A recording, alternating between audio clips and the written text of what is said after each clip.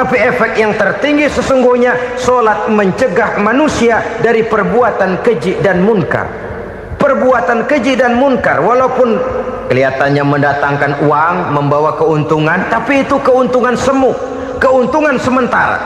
Dengan menipu orang lain kita bisa dapat untung, tapi tidak membawa berkah, dan itu adalah kerugian besar dalam kehidupan kita.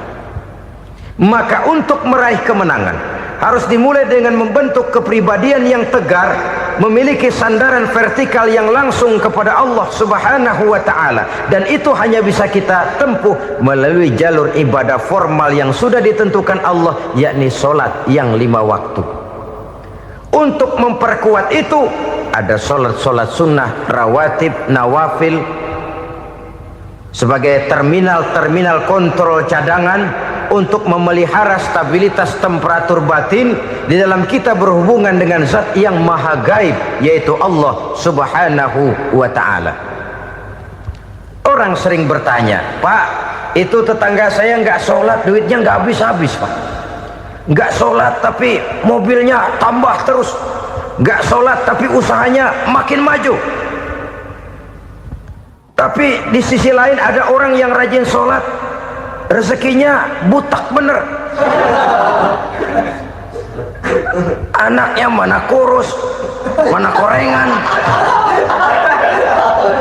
Saudara hadirin ma'asyiral muslimin rahimakumullah, harus saya katakan bahwa solat memang bukan untuk cari duit. Solat adalah sandaran vertikal kita kepada Allah. Sedangkan soal rezeki itu berkaitan dengan sifat Allah maha pengasih dan maha penyayang. Allah maha pengasih, siapapun dikasih kalau mau usaha. Allah maha penyayang, tidak semua orang disayang oleh Allah Azza wa Jalla. Dan belum tentu banyak harta itu merupakan nikmat, mungkin juga istidraj. Artinya istidraj itu dikasih tapi diambulin, kalau bahasa Betawinya itu. Dikasih tapi diambulin, itu bukan merupakan nikmat, sesungguhnya lebih merupakan azab dari Allah Subhanahu wa ta'ala. Di dalam kehidupan kita sebagai seorang muslim, minimal 5 kali dalam sehari semalam kita mendengar seruan untuk mendirikan solat yang disebut azan. Ada kalimat menarik di dalam kalimat azan itu, yakni seruan hayya 'alal falah, marilah menuju kepada keberuntungan, marilah meraih kemenangan. Seruan ini adalah kecenderungan dari setiap manusia, apapun warna kulitnya. Artinya setiap orang dalam hidup selalu ingin meraih dan mencari kemenangan.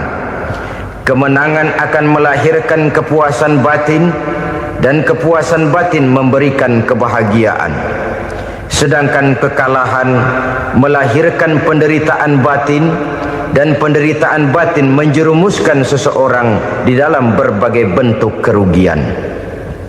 Jikalau inilah seruan azan, maka masalahnya ialah apa yang menyebabkan kita meraih kemenangan. Al-Quranul Karim memberikan tuntunan dan ajaran kepada kita bahwa orang-orang yang memperoleh kemenangan itu tidak lain adalah orang-orang yang bertakwa. Hanyalah mereka yang bertakwa kepada Allah Subhanahu wa ta'ala pada akhirnya akan tampil sebagai pemenang. Lalu siapa orang yang bertakwa itu? Dijelaskan dalam awal-awal Al-Baqarah, orang yang bertakwa yang akan meraih kemenangan. Pertama, allazina yu'minuna bil ghaib, yaitu orang-orang yang beriman kepada yang gaib, percaya bahwa ada alam yang gaib, alam yang abstrak, alam yang tidak bisa dijangkau oleh salah satu daripada panca indera kita. Mereka percaya dan beriman kepada adanya malaikat, beriman kepada adanya iblis dan jin, beriman kepada adanya alam kubur, beriman kepada adanya alam mahsyar, beriman kepada adanya alam akhirat, beriman kepada adanya surga dan neraka. Beriman bukan cuma sekedar beriman dalam ucapan bibir saja, tetapi beriman yang nilai iman itu mampu mewarnai gerak dan gaya hidupnya. Iman yang meresap sampai ke tulang sumsum, kemudian memberikan dampak positif di dalam kehidupan manusia.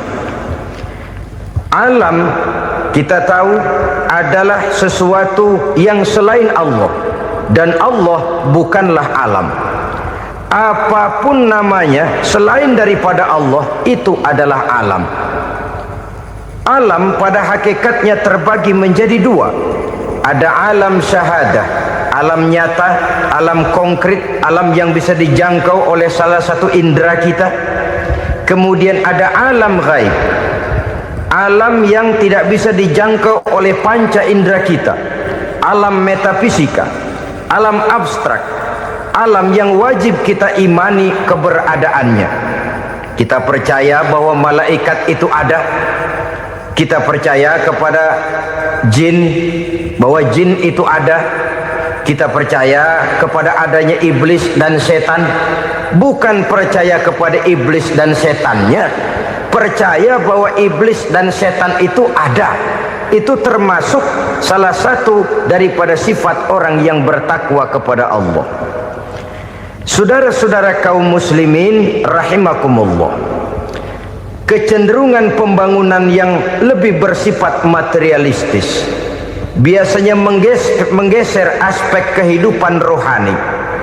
Orang berpikir empiri, dan dalam pola pikir yang demikian maka alam gaib tidak lagi mendapat perhatian.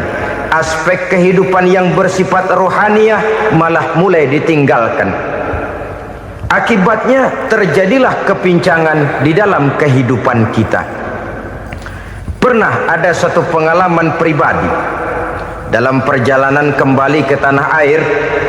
Dalam pesawat di sebelah kanan saya duduklah seorang Jerman namanya Heiner Simonsen.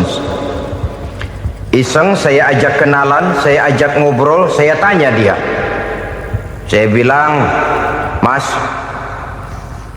Heiner ini,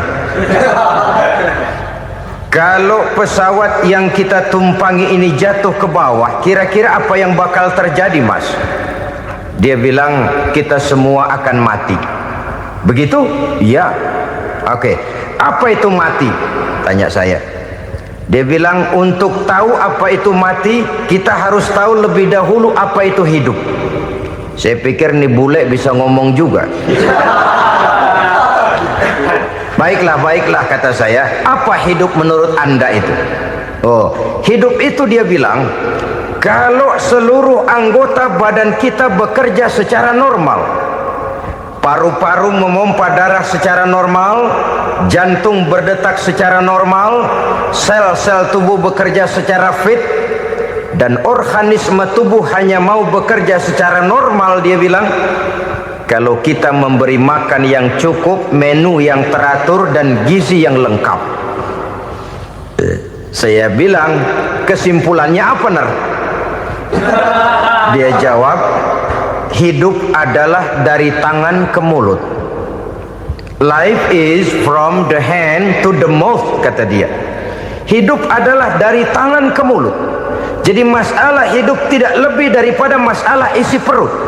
Orang pergi pagi, pulang sore, peras keringat, banting tulang, perut yang dibelain.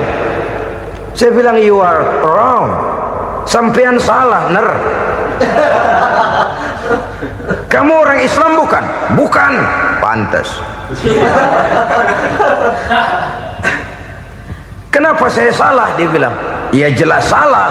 Salahnya di mana? Kamu ini manusia. Kalau hidup cuma dari tangan ke mulut, saya bilang, kambing di kampung saya juga begitu pikirannya, Ner.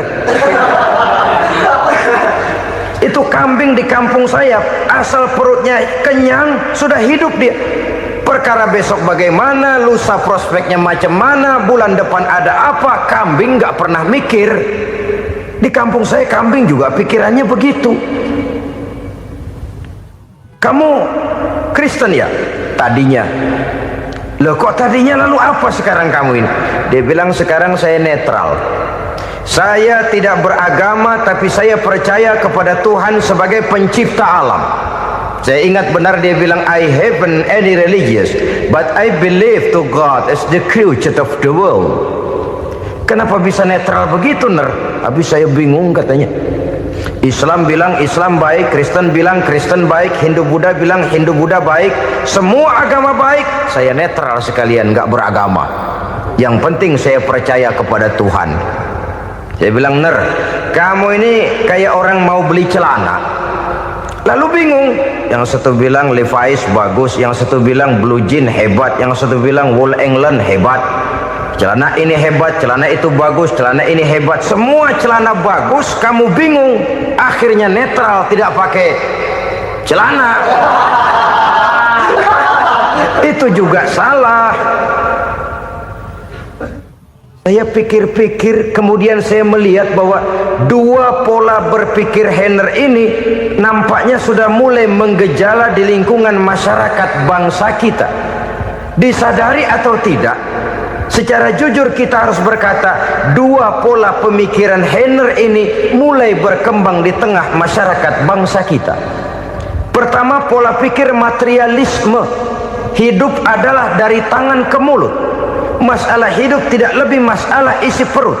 Itu yang perlu dibela, dan disitulah arti kehidupan. Pergi pagi, pulang sore, peras keringat, banting tulang untuk mempertahankan perut. Kalau sudah kemari cara orang berpikir, maka buat apa percaya kepada yang gaib? Untuk apa sholat? Untuk apa puasa? Untuk apa zakat? Untuk apa menghadiri majelis taklim?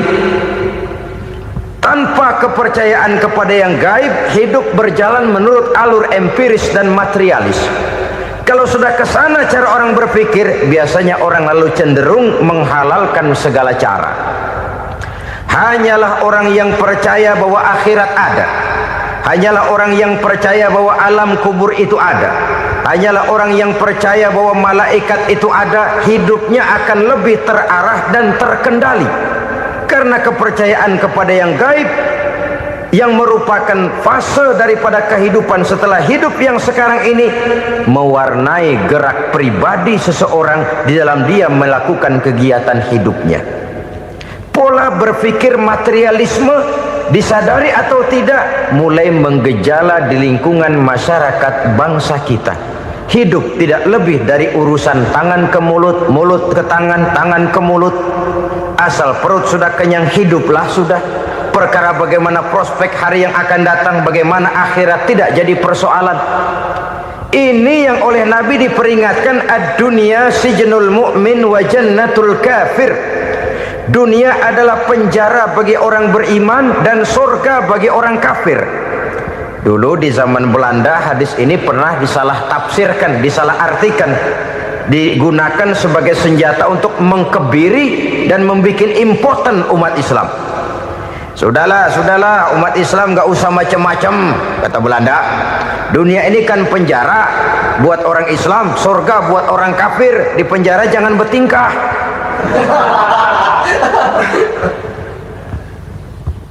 Pengertiannya tidak begitu. Dunia adalah penjara bagi orang mukmin. Artinya dalam kehidupan dunia seorang mukmin tidak bebas memperturutkan hawa nafsunya. Di penjara hawa nafsunya itu. Sebaliknya surga bagi orang-orang kafir. Buat orang kafir surgalah dunia ini. Mereka bebas memperturutkan hawa nafsunya. Dilarang tidak terlarang, dicegah pun tidak tercegah. Mereka hidup menurut alur bisikan nafsu mereka sendiri. Kemudian bila ajal datang, maut merenggut nyawa, selesailah surganya sampai di situ. Maka bagi orang-orang yang tidak percaya kepada adanya akhirat, kepada adanya alam gaib, surganya sebatas umurnya. Sekali lagi, surganya sebatas umurnya. Bila umur selesai, ajal pun datang merenggut nyawa, selesailah sudah surganya sampai di situ. Alangkah pendeknya perjalanan orang-orang yang tidak percaya kepada alam gaib ini. Bagi kita mukmin, jikalau kita mampu memenjarakan hawa nafsu, kita bisa bahagia di dunia ini. Dan Islam memang tidak menyuruh kita sengsara di dunia. Raih dunia, kejar dunia, gapai dunia sebagai alat untuk mencapai kebahagiaan di akhirat nanti. Hidup adalah satu perjalanan panjang yang terbentang sejak kita terlahir dari alam rahim sampai kepada alam akhirat nanti. Andai kata kita gagal meraih kebahagiaan di dunia, toh kita masih punya akhirat. Tapi jangan jadi dalil yang melemahkan semangat. Biarin dah kita di dunia kebelangsak, yang penting akhirat. Akhirnya dunia benar-benar kebelangsak.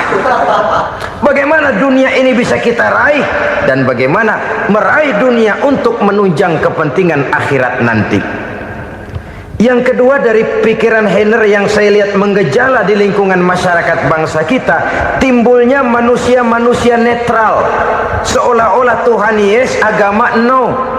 Sama Tuhan percaya, agama ogah. Tuhan ngangguk, giliran agama godeng.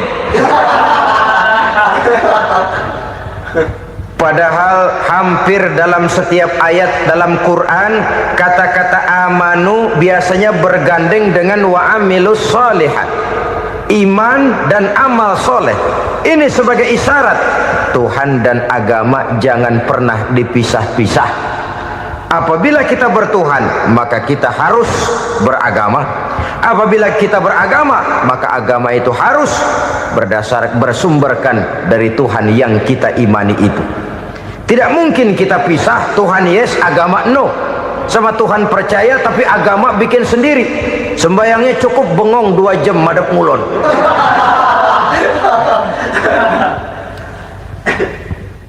Saudara-saudara kaum muslimin rahimakumullah. Jadi dengan demikian, agama yang kita akui merupakan unsur mutlak di dalam pembangunan sekarang ini, merupakan bagian dari kehidupan yang menuntun kita bahwa di balik alam nyata ini, di balik alam syahadah ini ada alam gaib. Dan mudabbir, murabbi, yang mengatur, yang menguasai, yang memelihara baik dia alam nyata, baik dia alam gaib, tidak lain adalah Allah Subhanahu wa ta'ala. Di sana ada satu super power, satu maha kekuatan yang kita perlu bersandar kepadanya. Sebagai makhluk nyata yang hidup di alam nyata, berbuatlah secara nyata sebagaimana harusnya kita berbuat. Karena Islam jelas bukan agamanya orang pemalas. Islam jelas bukan agamanya orang yang mengajarkan setelah selesai sholat boleh duduk, nggelenggem ayam-ayam, ndelohom, menghitung bintang di langit sambil menunggu keajaiban. Tidak. Islam adalah agama yang mengajarkan apabila sholat sudah selesai kamu kerjakan, bertebaranlah di permukaan bumi, cari karunia Tuhanmu. Jangan hidup berpangku tangan menunggu keajaiban, karena hidup bukan undian. Jangan berharap untung besar tanpa mau peras keringat. Tapi di sebalik itu toh kita juga harus yakin bahwa di sisi usaha nyata yang kita lakukan ada satu super power, satu maha kekuatan gaib yang menentukan berhasil dan tidaknya usaha kita. Kepercayaan kepada hal semacam inilah yang mendorong kita untuk mempunyai sandaran vertikal, agar jikalau usaha ini berhasil, kita tidak lupa diri dan lupa daratan.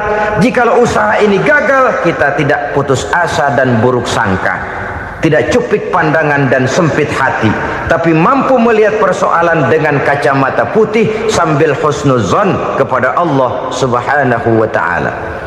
Kita percaya malaikat itu ada yang namanya raqib dan atid, mengawasi gerak hidup kita sampai kepada gerak hati kita. Ini memberikan sugesti agar kita berhati-hati, tidak sejengkal tanah pun kita bisa berlindung dari pengawasan raqib dan atid. Ada munkar nakir yang akan menyoal kita di alam kubur.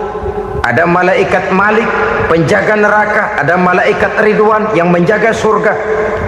Kita percaya kepada adanya jin, kita percaya kepada adanya setan, iblis.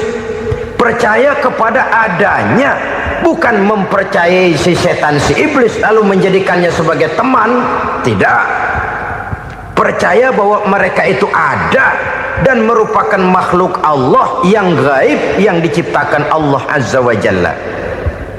Kepercayaan kepada alam gaib memberikan motivasi terhadap gerak lahir manusia, sehingga dengan motivasi kepercayaan kepada yang gaib, gerak lahir jadi lebih terarah, jadi lebih terpelihara. Pernah seseorang bertanya, "Pak, apakah adanya akhirat bisa dibuktikan secara ilmiah?" Saya bilang tidak bisa, tidak bisa. Kenapa? Karena yang berangkat nggak pernah pulang kemari lagi. Kalau dia pulang kemari bisa kita tanya bagaimana enak di sono.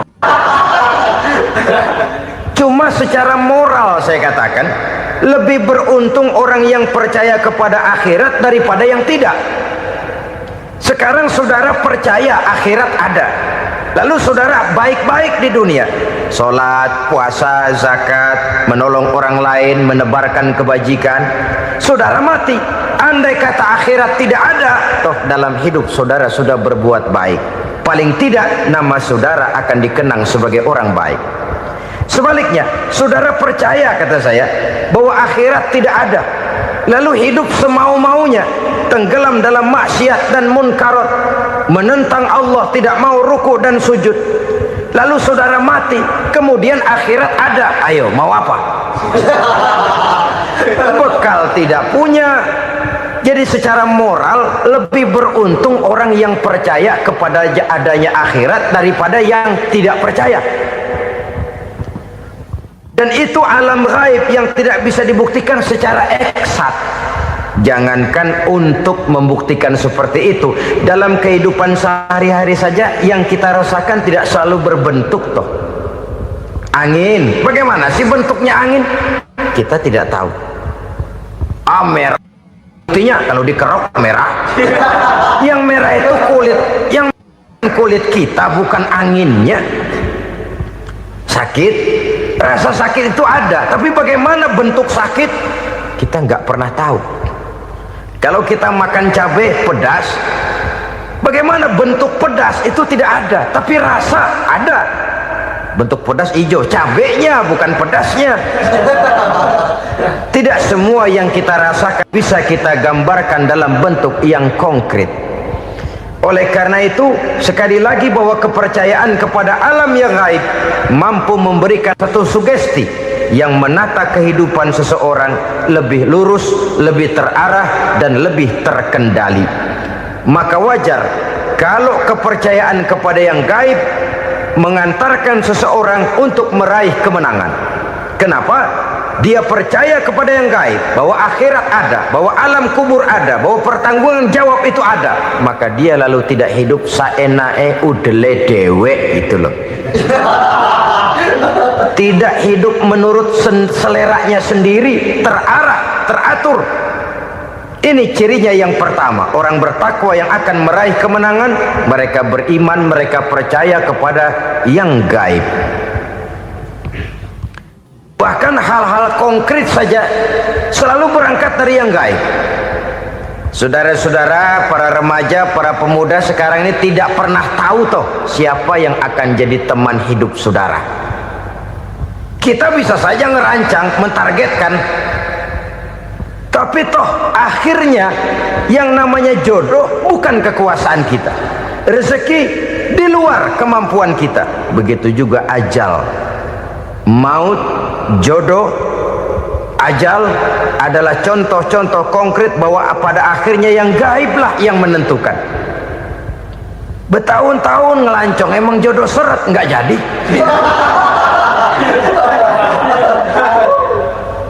Begitu kenal baru setengah malam nginep ditangkap hansip kan. Hal-hal semacam itu kadang-kadang kita berpikir suuzon, gilet, perempuannya cakep banget, lakinya rebek amat. Memang begitulah jodohnya, memang begitulah jodohnya. Saudara hadirin ma'asyiral muslimin yang saya hormati, jadi hal-hal yang konkret saja kita yakini sepenuhnya ditentukan oleh satu superpower yang gaib itu tadi. Dari sanalah segala ketentuan itu berangkat, dan kesanalah segalanya akan kembali. Maka kepercayaan kepada yang gaib meluruskan gerak hidup seseorang, dan itu akan mengantarkan dia kepada meraih kemenangan. Satu. Yang kedua, wa yuqimuna shalah. Orang bertakwa yang akan meraih kemenangan itu adalah orang-orang yang mendirikan sholat. Kenapa solat mengantarkan orang untuk meraih kemenangan? Yang jelas, inna sholata tanha anil fahsya'i wal munkar. Solat mampu mencegah manusia dari perbuatan keji dan munkar. Banyak filsafat hidup yang terkandung di dalam solat ini. Sejak kita wudhu sampai kita menghadap ke arah kiblat, sampai kita melakukan gerak-gerak solat, bacaan-bacaan yang ada di dalam solat, lalu sampai kepada mengucapkan salam. Banyak filsafat hidup yang terkandung di dalam solat. Umpamanya saja, setelah takbiratul ihram, mulai kita dengan solat dalam posisi berdiri. Diajarkan dalam kitab-kitab fikih agar kita melihat ke arah tempat sujud. Ini kan filsafat kehidupan. Kalau kamu solat dalam posisi berdiri, lihat tempat sujud.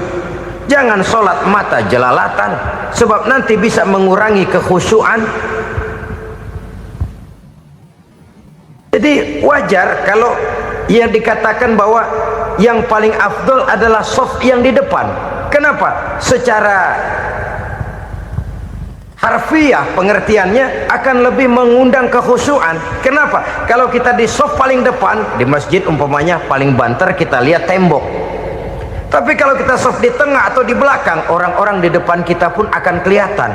Yang bajunya loreng, yang bajunya genggang, yang bajunya macam-macam. Kita lihat, kadang-kadang kita pikirin, ada yang bajunya bolong. Kita sholat tapi dalam hati, nih orang bajunya robek, yang nggak tahu apa. Ada saja hal-hal yang mengusik kekhusyuan kita. Oleh sebab itu diajarkan dalam posisi berdiri, lihat, arahkan pandangan matamu kepada tempat sujud. Ini kan filsafat kehidupan. Maksudnya apa? Kalau lagi diri, lihat dong tempat sujud. Kalau udah di atas, ingat dong sama yang bawah. Kalau sudah tinggi, ingat dong dari mana kamu berangkat. Kalau sudah berkuasa, bantu dong yang lemah. Kalau sudah kaya, santuni dong yang miskin. Kalau sudah alim, bimbing dong yang awam.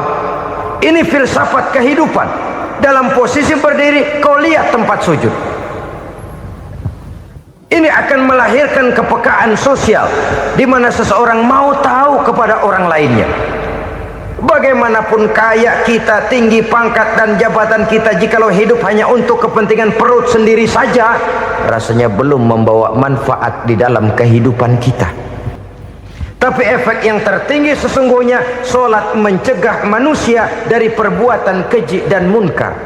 Perbuatan keji dan munkar, walaupun kelihatannya mendatangkan uang, membawa keuntungan, tapi itu keuntungan semu, keuntungan sementara. Dengan menipu orang lain kita bisa dapat untung, tapi tidak membawa berkah. Dan itu adalah kerugian besar dalam kehidupan kita. Maka untuk meraih kemenangan, harus dimulai dengan membentuk kepribadian yang tegar, memiliki sandaran vertikal yang langsung kepada Allah Subhanahu wa ta'ala. Dan itu hanya bisa kita tempuh melalui jalur ibadah formal yang sudah ditentukan Allah, yakni solat yang 5 waktu. Untuk memperkuat itu, ada solat-solat sunnah, rawatib, nawafil, sebagai terminal-terminal kontrol cadangan untuk memelihara stabilitas temperatur batin di dalam kita berhubungan dengan zat yang maha gaib, yaitu Allah Subhanahu wa ta'ala. Orang sering bertanya, Pak, itu tetangga saya nggak sholat, duitnya nggak habis-habis, Pak. Nggak sholat tapi mobilnya tambah terus. Nggak sholat tapi usahanya makin maju. Tapi di sisi lain ada orang yang rajin sholat, rezekinya butak bener. Anaknya mana kurus, mana korengan. Saudara hadirin ma'asyiral muslimin rahimakumullah. Harus saya katakan bahwa sholat bukan memang bukan untuk cari duit. Solat adalah sandaran vertikal kita kepada Allah. Sedangkan soal rezeki itu berkaitan dengan sifat Allah Maha Pengasih dan Maha Penyayang. Allah Maha Pengasih, siapapun dikasih kalau mau usaha. Allah Maha Penyayang, tidak semua orang disayang oleh Allah Azza wa Jalla. Dan belum tentu banyak harta itu merupakan nikmat. Mungkin juga istidraj. Artinya istidraj itu dikasih tapi diambulin, kalau bahasa Betawinya itu. Dikasih tapi diambulin, itu bukan merupakan nikmat sesungguhnya, lebih merupakan azab dari Allah Subhanahu wa ta'ala.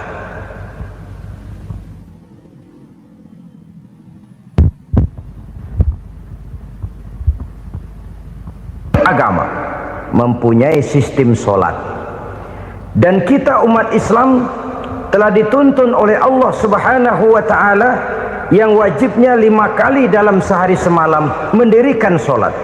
Dan itu tentu berada dalam jangkauan kemampuan manusia. Pada awalnya barangkali kita memang merasa solat itu satu kewajiban, tapi semakin kita hayati makna, manfaat dan filsafat yang terkandung di dalam ajaran solat, semakin sampai kita kepada keyakinan bahwa solat adalah keperluan kita. Sehingga pada waktu tertentu dinilai puncaknya, kita tidak lagi akan berkata saya wajib solat, tapi kita akan berkata saya perlu solat. Kalau kita sudah merasakan itu adalah keperluan kita, nah disanalah kita baru akan merasakan ruginya kalau hal itu tidak kita laksanakan. Sepanjang kita masih berkata saya wajib solat, kita akan lebih merasakan dia sebagai beban ketimbang sebagai keperluan. Yang jelas Allah tidak memerlukan ibadah yang kita laksanakan ini. Dengan kata lain, andai kata satu dunia penuh ini orang tidak ada yang sholat satu pun, Allah tidak akan turun dari jabatan Tuhan. Jangan lalu berpikir kalau kita ngambek se-RW kagak sembahyang Tuhan tekor kali ini ya. Tentu tidak. Itu perlunya kita, bukan perlunya Allah. Dan pada induknya kita akan berkata saya perlu agama. Kalau secara induk kita sudah memerlukan agama, maka konsep-konsep yang ada di dalam ajaran agama itu pun adalah juga merupakan keperluan kita. Baik dia bernama sholat, baik dia bernama puasa, baik dia bernama zakat, baik dia bernama haji, seluruhnya adalah keperluan kita. Dan sesuatu yang kita perlukan apabila tidak kita laksanakan akan melahirkan kerugian di dalam kehidupan. Jangan heran kalau kita membaca riwayat perjalanan hidup para salafus soleh, orang-orang soleh. Ada yang tahajud sampai 100 rakaat, ada yang sholat malam kakinya sampai bengkak. Kita sekalinya bengkak biri-biri. Ada yang sholat membaca surah dalam Al-Quran sampai khotam Quran. Kok mau? Mereka sudah merasakan itu keperluan. Itu saja soalnya. Satu saat pun jikalau kita merasa bahwa itu keperluan saya, kita pun akan melaksanakan seperti itu.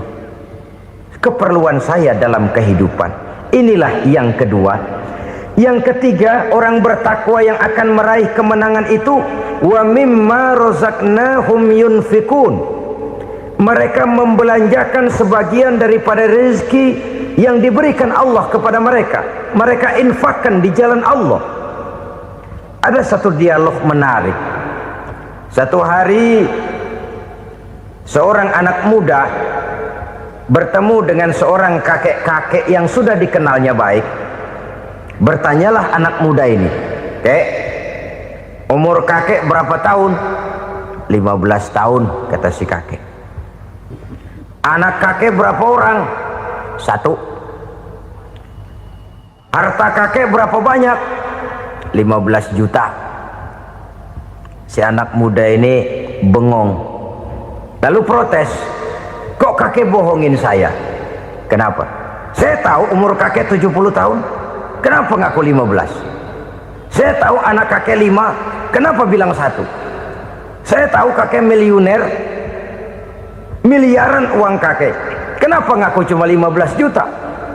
Begini kata si kakek tadi, benar umur saya 70 tahun, tapi dari umur yang 70 tahun itu baru 15 tahun terakhir ini saya merasakan ibadah kepada Allah, meninggalkan maksiat, jauh dari segala macam munkarat. Maka yang 15 tahun inilah yang benar-benar saya rasakan sebagai umur saya. Benar anak saya 5, tapi yang 4 susah diatur. Cuman satu rasanya nih yang bakal jadi si buah hati, belahan jantung, pelanjut cerita penerus sejarah. Cuma satu ini yang saya harapkan, yang akan jadi anak soleh, yang akan membuat saya menerima pensiunan pahala. Kalau yang 4 apek dah, nggak ada harapan.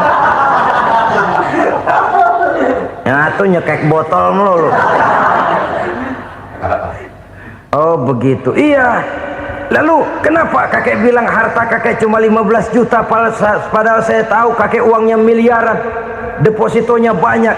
Ya karena 15 juta itulah yang saya ingat yang pernah saya belanjakan di jalan Allah. Saya merasa itulah harta saya yang sebenarnya. Yang miliaran yang saya simpan di bank kelak, kalau satu saat saya mati, akan jadi rebutan di antara anak-anak saya. Iya kalau anak saya soleh kayak yang satu ini. Kalau yang 4 tadi udah tulen dia bakal berantem dah berebut tuh. Jadi 15 juta yang saya belanjakan di jalan Allah inilah yang saya merasakan benar-benar harta saya yang sesungguhnya. Dialog ini patut menjadi bahan renungan kita bersama. Diberikan kita umur 40, 50, 60, 70, 80. Berapa tahun dari umur yang diberikan itu yang jalan mulus, yang kita gunakan untuk melaksanakan ibadah? Banyak harta kita simpan di bank, di lemari, di dompet, di tas. Tapi berapa yang sudah kita depositokan di jalan Allah yang akan menemani kita di hari kita kembali nanti? Maka orang bertakwa yang akan meraih kemenangan, wa mimma razaqnahum yunfikun, mereka membelanjakan sebagian dari rezeki yang diberikan Allah di jalan Allah subhanahu wa ta'ala. Ma'asyiral muslimin rahimakumullah, zahirnya memang kita memberikan kepada orang lain, tapi hakikatnya kita menyimpan untuk diri kita sendiri. Kita memberikan kepada yatim piatu 25.000, zahirnya kita memberikan si yatim, hakikatnya kan kita cuma nyimpan. Saya berikan, titip kepadamu, ini untuk saya di akhirat. Kau boleh belikan baju, kau boleh belikan untukmu makan, kau boleh bayarkan sekolahmu.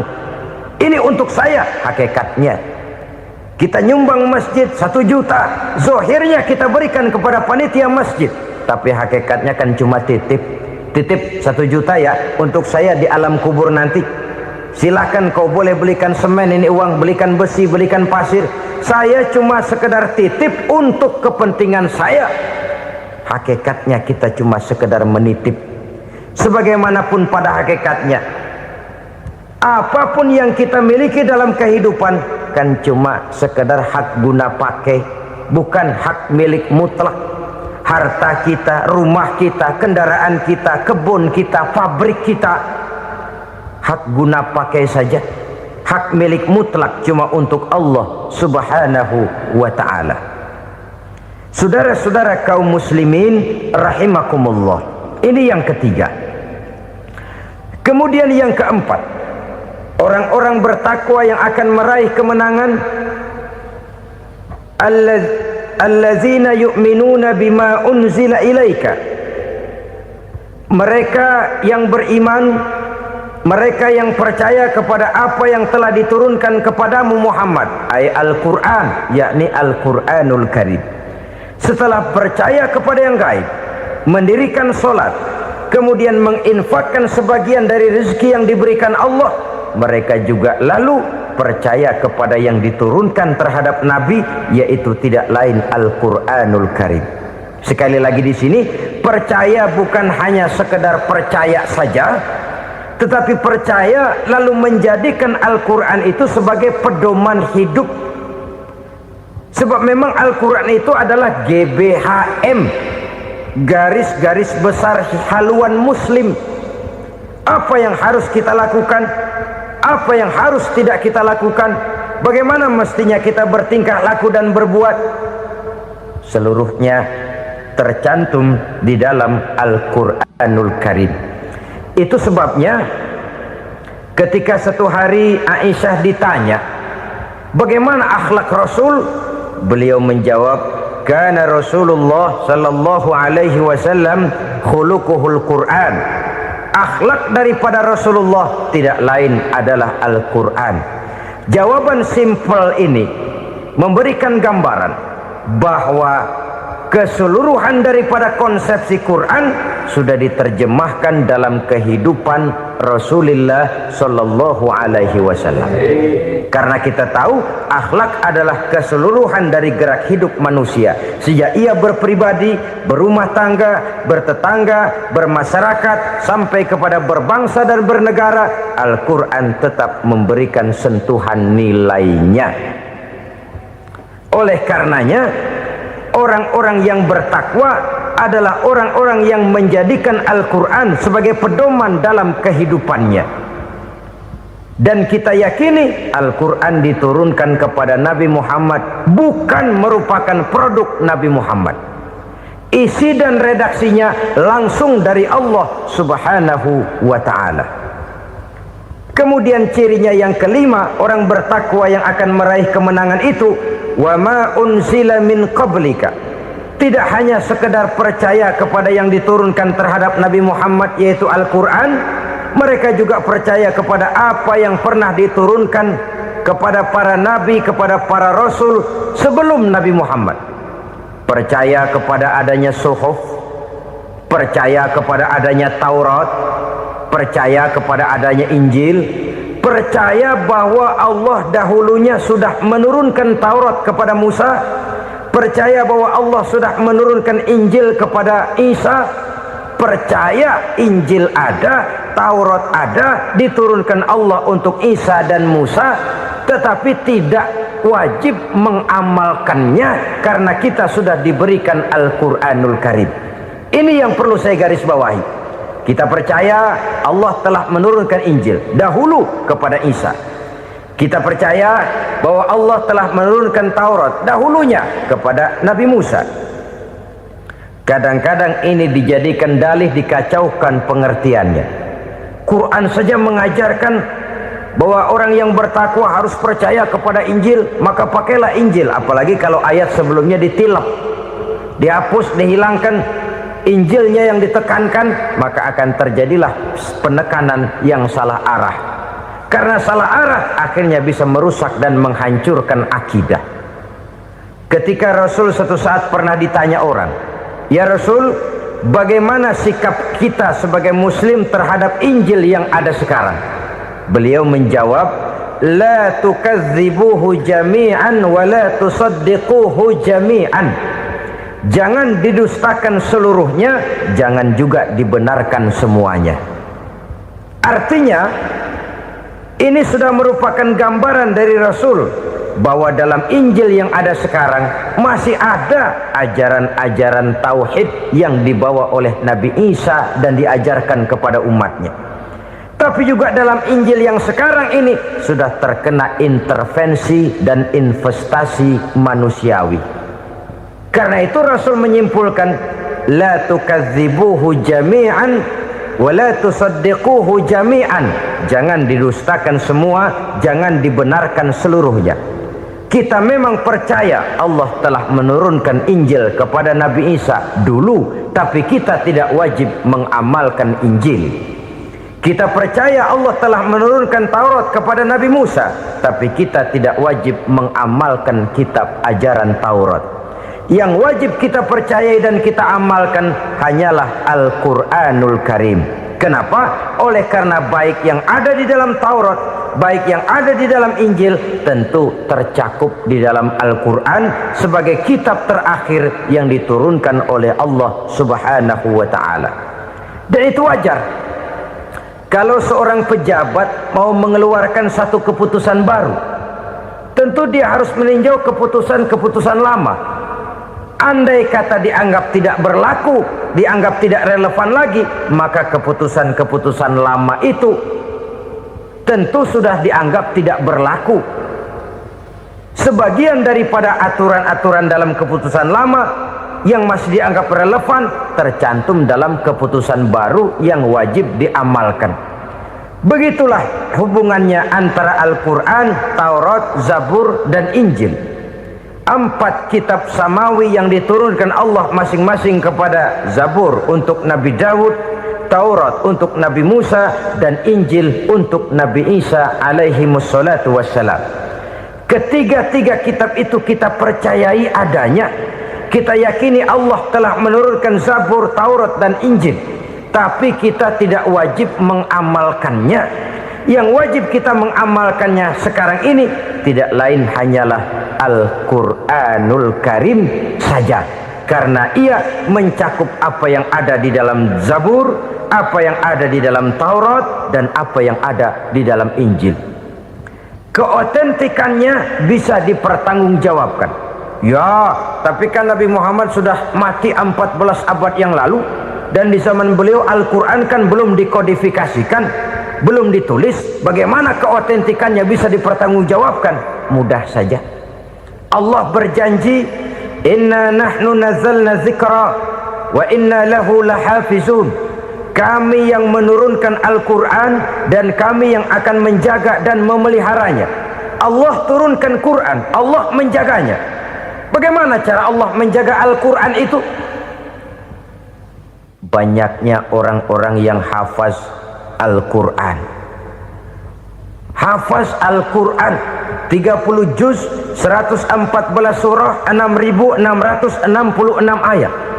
Sehingga jangankan satu kata, jangankan satu ayat, satu kalimat saja berubah sudah akan timbul reaksi dan mudah dimengerti. Kenapa? Banyak orang-orang yang hafaz Al-Quran. Sedangkan pada setiap akhir tahun biasanya malaikat Jibril selalu mengadakan checking terhadap ayat-ayat yang diturunkan pada waktu itu. Di zaman Nabi sendiri sudah ada usaha kodifikasi. Dan yang lebih luar biasa lagi, sampai hari ini tidak seorang pun mampu membuat satu ayat saja semacam Al-Quran. Ke bahasa manapun dia diterjemahkan, naskah aslinya tetap ikut, rujukan dasarnya tetap ada. Berdasarkan itu maka tidak mungkin terjadi penyelewengan terhadap atau pemalsuan terhadap ayat-ayat Al-Quranul Karim. Kesuciannya, keotentikannya, kemurniannya bisa dipertanggungjawabkan. Ma'asyiral muslimin rahimakumullah. Oleh karenanya, konsepsi dasar daripada ajaran Islam ini memang tidak lain adalah Al-Quran dan Sunnah. Isi daripada agama Islam yang merupakan iman, Islam, dan ihsan, konsepsi dasarnya tidak lain adalah Al-Quran dan Sunnah Rasulullah Sallallahu Alaihi Wasallam. Maka yang kita perlukan sekarang ini adalah terjemahan Al-Quran di dalam kehidupan kita. Dengan demikian, maka gaya kehidupan yang lebih Qurani itulah yang kita dambakan. Kita perlu memang terjemahan Quran dalam bahasa Inggris, dalam bahasa Belanda, dalam bahasa Jepang, tapi yang lebih kita perlukan adalah terjemahan Quran di dalam kehidupan kita. Konsekuen, tidak memanipulasi, ringan sama kita jinjing, berat sama kita pikul. Jangan kalau lempengan ayat Quran tuh kira-kira enak diamalin, keras teriakan kita. Giliran kira-kira ayat Quran itu mukul kepala kita sendiri, diam kita. Itu ciri yang pernah disindir Allah dalam awal-awal Baqarah juga itu. Ciri beragamanya orang yang munafik. Kullama adha'a lahum masyawfih, kata Allah. Wa iza azlama alaihim qamu. Apabila terang mereka jalan, apabila gelap mereka berhenti. Artinya, kalau kira-kira di Islam nguntungin, rame-rame pada teriak Islam. Tapi ketika diminta untuk berjuang, ketika dituntut untuk berkorban, rame-rame mengundurkan diri. Nasib agama tidak ubahnya seperti daun pisang yang dikait orang di tepi jalan lantaran tak berpayung di ketika hari hujan. Manakala hujan usailah sudah, daun itu pun dicampakkan di tepi jalan, diinjak pula orang nan lalu. Artinya orang menjadikan agama cuma sebagai lipstick, decoration only, tidak konsekuen. Hanya pada saat-saat kelihatannya Islam membawa keuntungan, rame-rame orang teriak-teriak tentang Islam.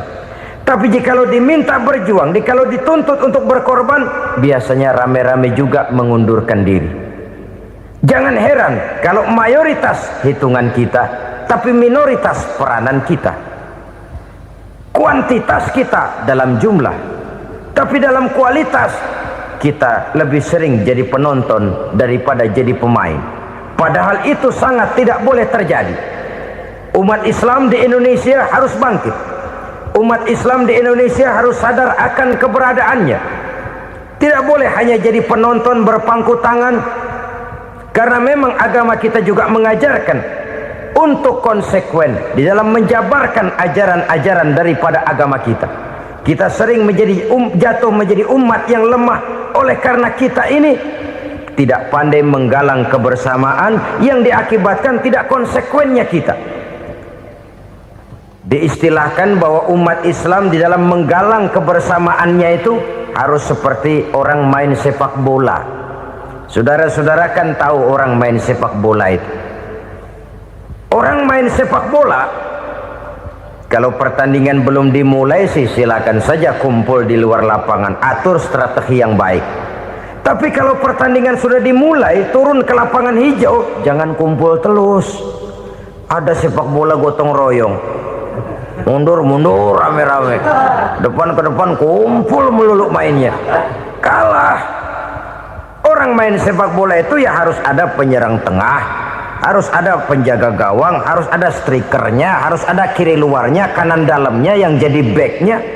Posisi boleh bermacam-macam, tapi yang penting saling ngoper untuk menggolkan gawang lawan. Begitulah umat Islam ini. Boleh ada yang jadi pejabat, boleh ada yang jadi pengusaha, boleh ada yang jadi petani, silakan ada yang jadi seniman, ada yang jadi penyair, ada yang jadi artis sekalipun. Tapi kalau sudah berhasil menguasai bola, jangan lupa operannya. Operan itu yang langka. Kita ini muslim kadang-kadang kalau sudah memegang menguasai bola, kalau belum mau mampus, belum mau ngoper. Nanti kalau sudah nggak punya bola, baru mau ngoper. Kalau sudah dengar-dengar mau dekat pensiun, baru mau jihad, baru mau berjuang, baru mau ngurus pesantren. Tanda tangan sudah tidak laku, memo sudah tidak dihargai, baru mau berjuang. Kemarin kemana mas? Kita tidak pandai memanfaatkan posisi. Dengan kata lain, kalau kembali kepada persoalan kita, konsekuensi kita terhadap agama yang kita anut ini belum ideal. Kita masih lebih sering berislam ini pada saat-saat yang menurut perhitungan kita membawa keuntungan. Tapi kalau diminta berjuang, dituntut berkorban, yang itu pun hakikatnya adalah untuk kepentingan kita juga. Allah tidak pernah menuntut kita untuk jihad bagi kepentingan Allah, itu tidak. Berjuang menegakkan agama Allah, apakah untuk kepentingan Allah? Tidak. Untuk kepentingan kita. Sebab nilai-nilai jihad itu pada akhirnya akan membawa kita kepada satu kebahagiaan. Setidaknya kalau tidak di dunia, tentu di akhirat sebagai syahid. Oleh karena itu, pada bagian akhir ini saya ingin mengajak, marilah kita konsekuen. Sekali kita berkitabkan Al-Quranul Karim, mari dia kita jadikan pedoman. Jangan cuma kita jadikan sebagai penghias dinding, pelengkap rumah, bahwa di rumah kita ada Al-Quran, tapi yang baca kecoa.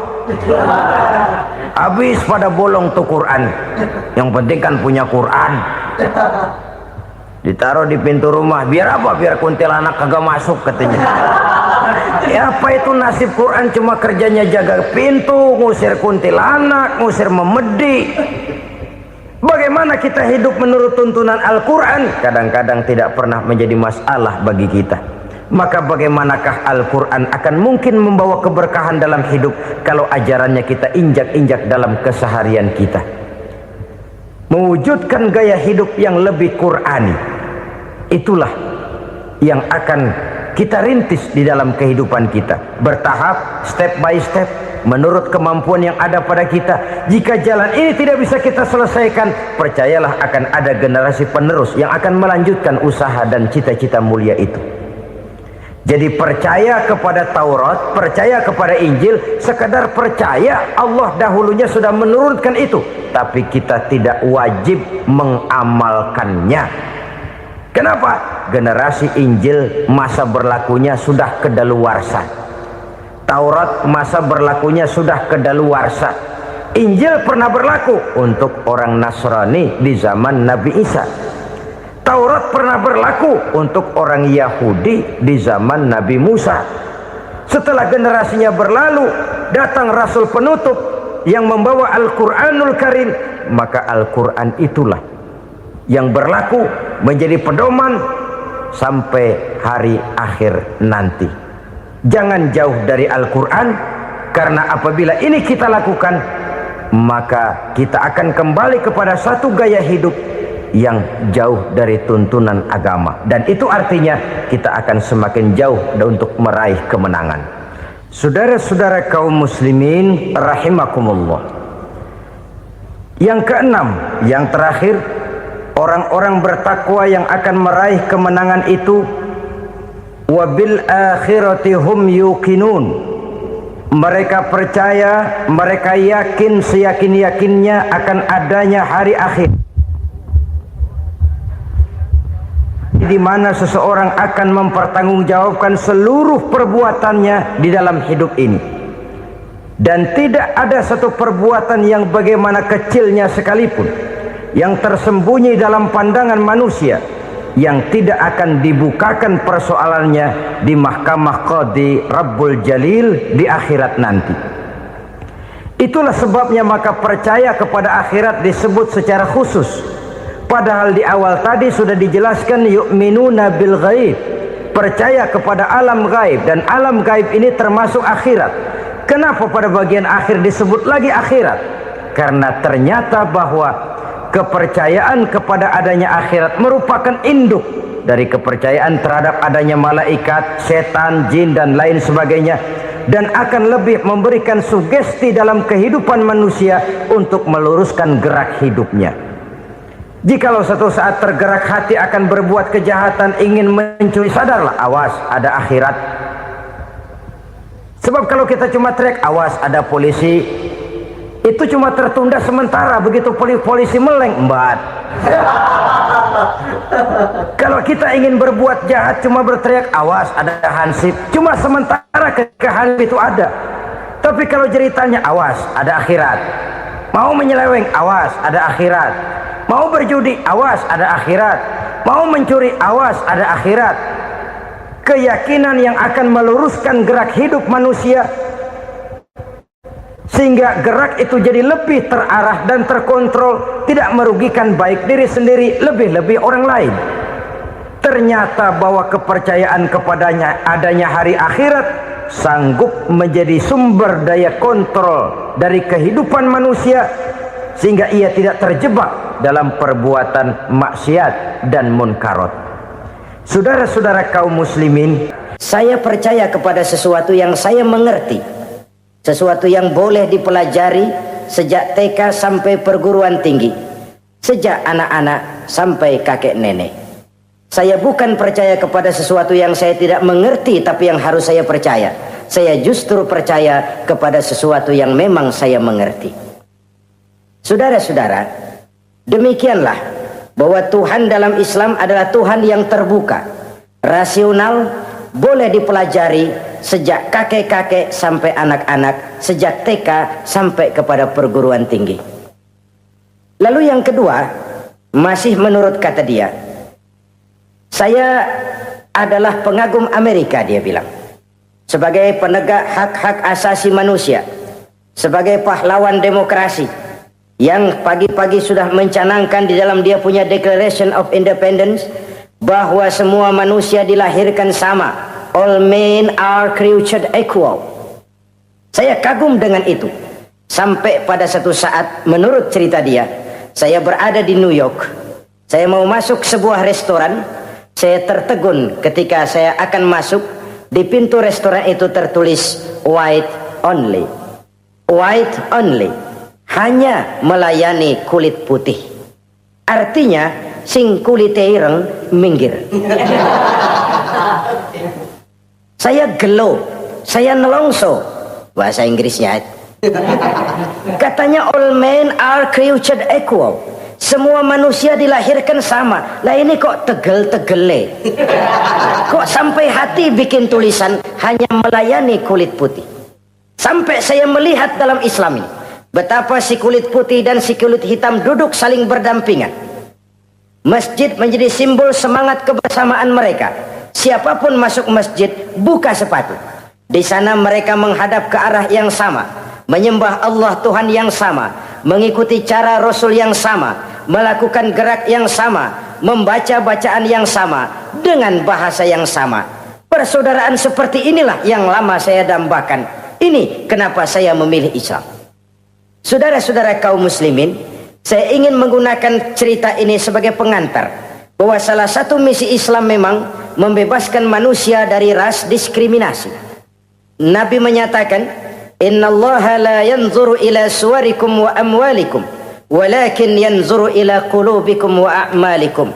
Sungguh Allah tidak melihat tampangmu, Allah tidak melihat potonganmu, Allah juga tidak melihat hartamu. Yang Allah lihat adalah hati dan amal perbuatanmu. Islam membebaskan manusia dari ras diskriminasi.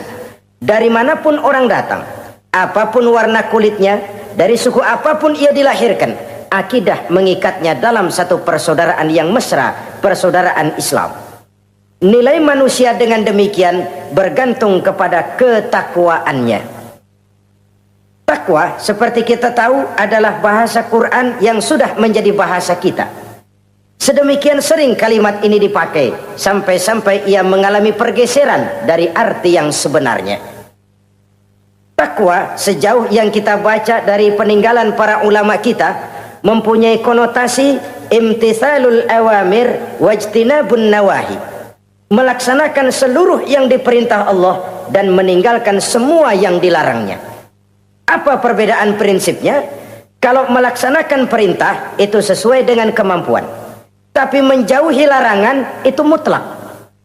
Enak kalau ada ayat jauhilah larangan Allah semampu kamu, enak. Yang semampu kita itu melaksanakan perintah, tapi kalau sudah meninggalkan larangan mutlak, jauhi, tinggalkan. Disitulah nilai ketakwaan seseorang. Ini kan enggak, karena takwa digunakan oleh semua orang, akhirnya artinya bergeser. Semua ngomong takwa. Pejabat kalau dilantik bertakwa, bertakwa, bertakwa, sampai membleh bertakwa. Setelah pelantikan mata takwa ngalor dia ngidul. Harus dikembalikan kepada pengertian asalnya.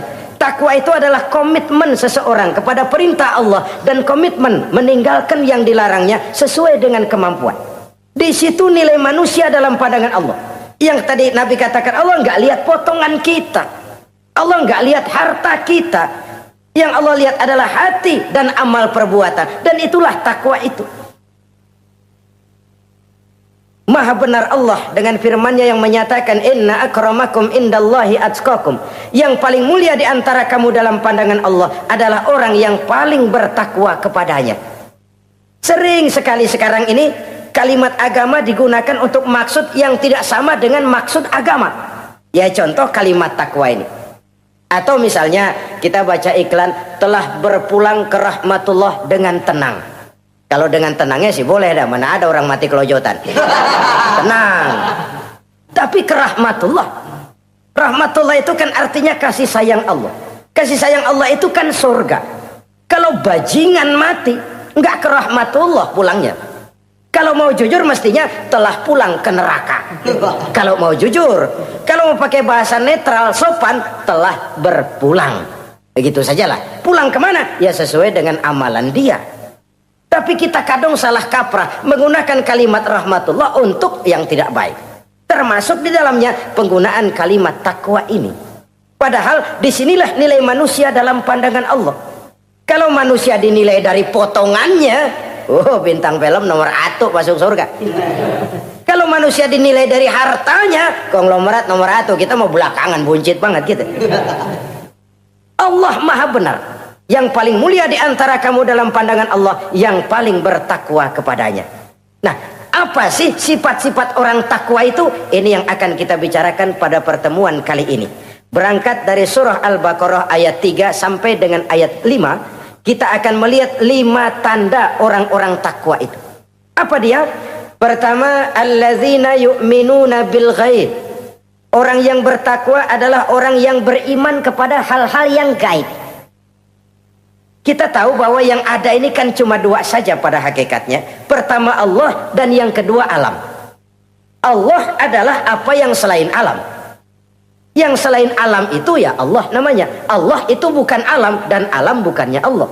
Allah disebut Khalik, alam disebut makhluk. Kemudian alam ini kan ada 2 macam. Ada alam nyata, ada alam gaib. Ada alam syahadah, ada alam gaib. Alam nyata kita sebut dengan alam fisika, dan alam gaib kita namakan dengan alam metafisika. Termasuk dalam alam gaib ini kita wajib beriman. Akhirat, alam gaib, kita percaya akhirat itu ada. Alam kubur, alam gaib, kita yakini keberadaannya. Malaikat, alam gaib. Jin, alam gaib. Setan, genderuwo, memedi, kuntilanak, tuyul. Kita percaya kepada iblis, percaya bahwa iblis itu ada. Kita percaya kepada malaikat, percaya bahwa malaikat itu ada. Dan kepercayaan ini sudah nature. Kalau kita lihat dalam dunia animisme, orang dahulu menyembah pohon sebenarnya kan karena dia percaya bahwa pohon punya kekuatan. Kekuatan itu yang disembah untuk mengharap manfaatnya atau terhindar dari bahaya yang bisa ditimbulkannya. Orang menyembah api karena percaya di balik api itu ada kekuatan. Orang menyembah lautan begitu, orang menyembah gunung begitu. Nah, Islam mengarahkan ini kepada hal-hal yang lebih konkret. Percaya kepada alam gaib. Bahwa di balik alam nyata ini ada alam yang tidak nyata. Apakah itu namanya akhirat, alam barzah, malaikat, jin, itu semua termasuk di dalam alam yang gaib. Orang yang bertakwa, allazina yu'minuna bil gaib. Dia percaya kepada yang gaib-gaib itu. Percaya tentang adanya. Bukan percaya kepada iblis lalu ngikutin si iblis, bukan. Kita percaya yang namanya iblis itu ada, setan itu ada, jin itu ada, malaikat itu ada, alam kubur itu ada. Sebagai makhluk yang diciptakan oleh Allah, dan Allah sebagai Khalik. Baik alam syahadat, baik alam gaib, penciptanya tetap Allah Subhanahu wa ta'ala. Allah menciptakan siang, Allah ciptakan malam, Allah ciptakan yang baik, Allah ciptakan yang tidak baik. Apa perlunya? Ada manfaatnya untuk keseimbangan dalam alam ini. Manusia kan diberikan kebebasan. Bahwa segala sesuatu sudah ditentukan Allah, memang, tapi kan tidak diberitahukan ke kita. Alam naj'al lahu 'ainaini wa lisana wa syafatain.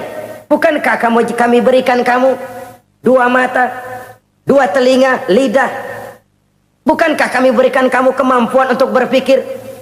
Kami berikan tunjukkan 2 jalan, yang baik, yang tidak baik. Kira-kira, manusia, ini jalan kebaikan, akhirnya akan sampai ke surga. Ini jalan kejahatan, akhirnya akan sampai ke neraka. Silakan kamu memilih. Agar kamu tidak salah pilih, kami berikan otak. Kami turunkan Rasul, kami turunkan wahyu, kami turunkan agama. Kalau sudah semikian komplitnya, masih salah pilih juga, emang dasar rezeki bonyok. Dikasih otak, diturunkan nabi dan rasul, diturunkan wahyu, ditunjukkan jalan kebenaran. Malahan kata Imam Mustafa Al-Maraghi, Allah memberikan petunjuk kepada kita itu bertahap. Pertama diberikan yang namanya hidayatul ilham, insting. Insting ini tingkatan dasar yang sangat diperlukan oleh manusia. Kita bisa lapar, kita bisa sedih, kita bisa gembira, kita bisa nangis, kita bisa ketawa. Nggak ada yang ngajarin. Belum pernah saya melihat ada kursus ketawa, belum pernah. Belum pernah ada akademi pertangisan, nggak ada. Itu insting yang kita bawa sejak lahir. Dan anehnya, ketawa tiap orang nggak sama, nangis tiap orang nggak sama. Itu insting. Bayangin kalau gitu itu nggak ada. Kita nggak bisa sedih, nggak bisa gembira, kita nggak bisa ketawa, nggak bisa nangis. Polos hidup ini, kayak boneka. Nggak ada insting. Nah, ini juga diberikan kepada binatang. Binatang kan cuma instingnya insting rendah. Binatang marah bisa marah. Tapi perasaan mulia binatang nggak punya. Kepengen dipuji, kan kagak ada binatang. Dia cuma punya perasaan-perasaan rendah. Marah, pengen tahu kebo kita sodok, marah dia. Perasaan rendah, lapar, binatang punya. Kenyang, binatang punya. Tapi perasaan tinggi, binatang nggak punya. Kepengen hidup lebih baik, nggak ada. Kepengen hidup terhormat, nggak ada. Senang kalau dipuji, nggak ada. Coba dah kebo kita puji habis-habisan, diam aja dia. Waduh, lu Bo bukan main Bo, hebat bener. Ya tetap aja kebo. Atau kita caci maki, nggak bakal dia marah. Ini perasaan tinggi, ingin lebih baik, ingin lebih terhormat, senang kalau dipuji, marah kalau dicaci. Itu perasaan tinggi yang hanya diberikan kepada manusia. Manusia dipuji, senang, dicaci, marah. Orang kita puji walaupun, wah kamu hebat bener. Walaupun dia bilang, ah kamu bisa aja. Tapi kupingnya tetap aja mekar. Senang kalau dipuji. Insting yang rendah diberikan juga kepada binatang. Tapi bukan insting yang tinggi. Ini petunjuk pertama. Dengan itu kita punya perasaan dasar untuk mengagumi, untuk sedih, untuk gembira dan sebagainya. Setelah insting kita diberikan panca indera. Yang kerjanya juga nggak sama. Penciuman dengan pendengaran, dengan penglihatan kan nggak sama. Yang enak buat kuping belum tentu enak buat hidung. Orang buang angin kalau ditinjau dari segi bunyi enak buat kuping. Tapi hidung kan kelabakan. Kerjanya nggak sama. Panca indera ini penting sebagai kesiapan untuk melayani insting. Persiapan melayani insting. Cukupkah? Tidak. Binatang juga diberikan panca indera. Bahkan kadang-kadang panca indera binatang lebih tajam daripada panca indera manusia. Nah, lalu diberikan yang ketiga. Ini yang membedakan manusia dari binatang. Apa? Hidayah berupa akal, pikiran. Dengan ini coba kita lihat. Manusia bikin rumah, burung bikin rumah. Tapi bandingkan rumah burung dari tahun atu, ya gitu-gitu aja. Tapi rumah manusia, Masya Allah, modelnya macam-macam. Ada yang kita dari jauh nggak ngerti nih celengan apa rumah orang ini, bundar begini. Binatang bikin rumah, manusia bikin rumah. Binatang bikin rumah dengan insting, manusia bikin rumah dengan otak. Hasilnya berbeda. Manusia tidak punya sayap, tapi dengan otaknya dia bisa terbang lebih tinggi dari burung. Manusia tidak bernapas dengan insang, tapi dengan otaknya dia bisa nyelam lebih dalam daripada ikan. Ini kelebihan manusia dari binatang, diberikan otak. Belum cukup rupanya otak, karena otak ini penemuannya relatif. Apa yang dianggap hari ini benar, besok udah nggak benar. Apa yang hari ini otaknya bilang baik, besok dia bilang jelek. Apa yang hari ini otaknya bilang katakan jelek, besok dia bilang baik. Yang relatif tidak bisa dijadikan pegangan. Maka Allah lalu memberikan yang keempat. Hidayatuddin namanya, petunjuk berupa agama. Diberikan insting, diberikan panca indera, diberikan otak, lalu diberikan agama. Turun para rasul yang 25 itu yang merupakan mata rantai yang berkaitan, tidak terpisah. Misi samawi, semuanya sama bersumber dari Allah yang satu itu. Setelah agama datang, masih ada yang lebih penting. Apa? Hidayah yang disebut taufik. Persesuaian kehendak antara kita dengan Allah. Kalau taufik tidak datang, kalau taufik tidak dapat, Kan'an saja anak Nabi Nuh kufur. Anak Nabi tidak dapat taufik namanya itu. Agama turun, bapaknya Nabi. Bapaknya Nabi. Azar, ayahnya Nabi Allah Ibrahim, tidak mendapat taufik. Lalu Abu Jahal, Abu Lahab, pamannya Nabi, tidak mendapat taufik. Lalu istrinya Nabi Lut tidak mendapat taufik. Bayangkan ini, anak Nabi, paman Nabi, bapak Nabi, istri Nabi. Taufik inilah yang hak prerogatif Allah. Insting semua dikasih, panca indera semua dikasih, otak semua dikasih, agama kepada semua diturunkan. Tapi taufik ini hak prerogatif Allah. Lah kita ini bersyukur, ponakan Nabi aja bukan dapat taufik. Tidak sekedar mendengar Islam, mendengar agama, tapi mengikuti agama itu sendiri. Inilah institusi-institusi yang diberikan Allah kepada kita. Jadi kalau sudah begini lengkap, manusia, nih aku kasih, tempuh jalan ini, masih salah juga, dasar sableng.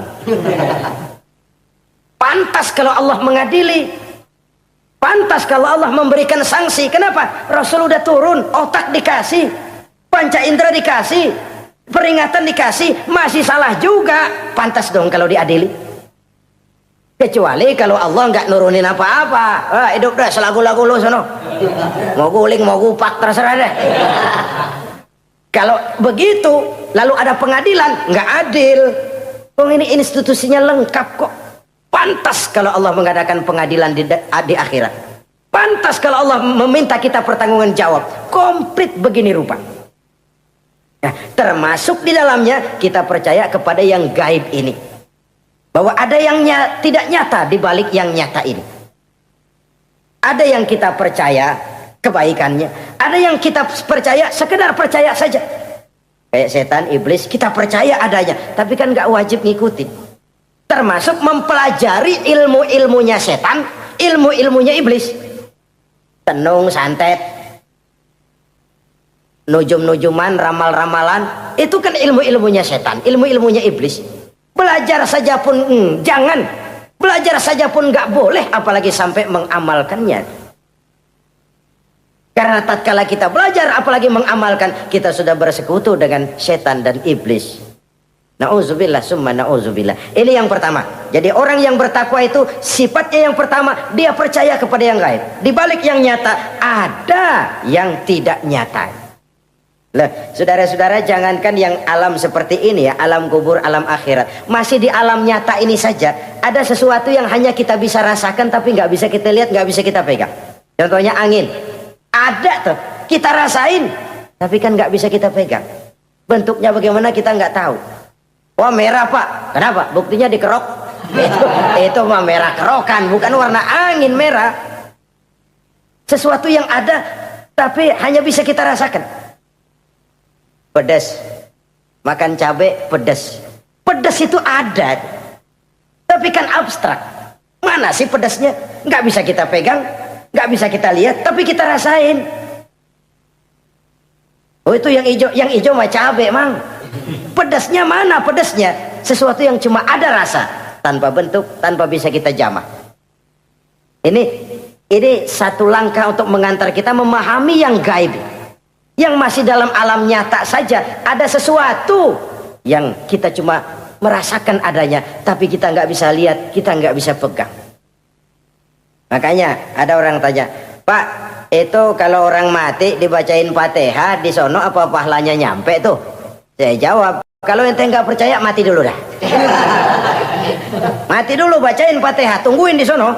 Kalau nggak nyampe balik lagi kemari. Long bagaimana hal-hal yang kayak begitu? Wong sholat saja kita nggak tahu sholat kita diterima atau tidak oleh Allah. Kita puasa, kita hanya melaksanakan. Allah mau terima apa tidak kita nggak tahu. Itu yang nyata-nyata, apalagi sudah berkaitan dengan hal-hal yang gaib. Ini sifat yang pertama, orang yang bertakwa, alladzina yu'minuna bil ghaib, dia percaya kepada yang gaib. Alam kubur itu ada, alam akhirat ada, malaikat ada, jin ada, surga ada, neraka ada, dan lain sebagainya. Satu. Yang kedua, orang yang bertakwa itu wa yuqimunas shalah. Setelah percaya kepada yang gaib, mereka juga mendirikan sholat. Nah, mari kita lihat ayatnya. Selalu yang berkaitan dengan sholat itu kalimatnya yuqimunas shalah, mendirikan sholat, bukan mengerjakan. Gak ada ayat i'malis sholah, if'alis sholah, kerjakan sholat, gak ada. Selalu aqimis sholah, dirikan sholat. Kenapa? Kata para ulama, kalimat mendirikan ini mengandung makna istimrar, mengandung arti kontinuitas, ada kelanjutan. Mendirikan sholat artinya mengerjakan sholat dengan betul, selesai sholat, ajaran sholat diterjemahkan dalam kehidupan. Itu artinya mendirikan sholat. Nah, kalau dilihat dari sisi ini, banyak di antara kita yang sudah mengerjakan sholat, tapi belum mendirikan sholat. Sebab mendirikan istimrar, Ada kesinambungan. Selesai sholat, ajaran sholat diterjemahkan di tengah-tengah kehidupan bermasyarakat. Sehingga sholatnya punya refleksi. Sholatnya punya bias dalam membentuk kepribadian dirinya. Ini kadang-kadang rancu. Yang sembahyang dia, yang nyolong dia. Yang baca Quran dia, yang fitnah orang dia. Yang sedekah dia, yang nyolong dia juga. Ansip bingung bagaimana mutusinnya. Kalau mendirikan sholat mengandung arti kesinambungan, selesai sholat, ajaran sholat diterjemahkan dalam kehidupan. Apa? Banyak tentunya. Misalnya sholat melahirkan sikap rendah hati, melahirkan keikhlasan, melahirkan sifat jujur, melahirkan sifat disiplin, dan lain sebagainya. Dan itu diterjemahkan dalam kehidupan. Kita lihat, ini anggota badan kita yang paling terhormat kan kepala. Kalau bercanda sama teman, dipegang tangan, kita masih senyum. Dipegang kaki, kita masih senyum. Tapi kalau pala dikeplakin, jengkel bukan main. Kenapa? Al-Mukarram itu adanya di sini. Otak. Di kepala. Tapi kepala yang kita hormati ini, ketika sujud di hadapan Allah, sama rendahnya dengan telapak kaki kita. Allahu Akbar. Yang besar cuma Allah. Manusia, kepala sama rendah dengan telapak kaki. Kesadaran ini membias, selesai sholat, kembali ke masyarakat, sombongnya hilang. Apalagi ikhlas. Sholat itu kan lillahi ta'ala. Orang mau puji apa tidak, enggak soal. Orang mau bilang ini, mau bilang itu, soal lain. Yang penting ini saya kerjakan lillahi ta'ala. Karena Allah saja, bukan karena yang lain. Disiplin. Sehari semalam 5 kali kita lapor kepada Sang Maha Komandan. Bagaimana tidak akan tercegah dari perbuatan yang keji dan munkar? Seorang prajurit saja, kalau sehari semalam 5 kali dia lapor kepada komandannya, saya yakin dia tidak akan sempat melaporkan yang tidak baik. Pantas kalau Al-Quran memberikan jaminan, sholat mampu mencegah manusia dari perbuatan yang keji dan munkar. Masih ada yang tanya, Pak, katanya sembahyang mencegah orang berbuat jahat. Iya, teman saya kok sembahyang nyolong ayam. Bagus, sembahyang nyolong ayam. Coba nggak sembahyang, nyolong motor. Gedean lagi yang dicolong. Dan sebenarnya itu bukan jawaban, itu cuma logika saja. Yang benar adalah sholatnya belum berfungsi. Dia baru mengerjakan sholat, belum mendirikan sholat. Inilah yang kalau kita jujur mau bicara, inilah problem kita sekarang ini. Mengislamkan orang Islam. Bagaimana dari mengerjakan sholat kita menjadi mendirikan sholat. Agar sholat itu membuahkan hasil berupa pembentukan kepribadian. Di tengah-tengah kehidupan sosial kemasyarakatan. Kalau tidak, ya sekedar terjebak kepada rutinitas. Pergi haji begitu, pulang haji bikin gila. Masuk Ramadan begitu, selesai Ramadan ya tetap begitu. Ibadah tidak memberikan bias dalam pembentukan pribadi.